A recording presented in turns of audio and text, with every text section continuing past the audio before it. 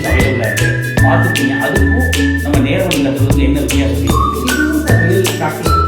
Online நான் ஷோவில் தான் பார்த்தேன்.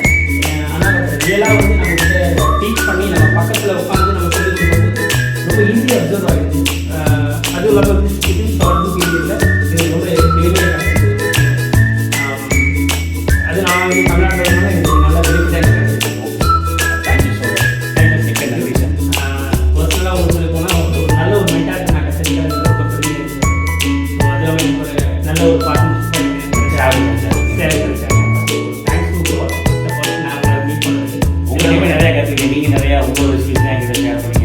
சார் அவரோட ரெசிபிஸ் நிறையா ஷேர் பண்ணாங்க. எனக்கு இதுதான் வளர்ச்சி இல்லையா? ஆமாம் சார், கண்டிப்பாக ஷேர் நாலேஜ்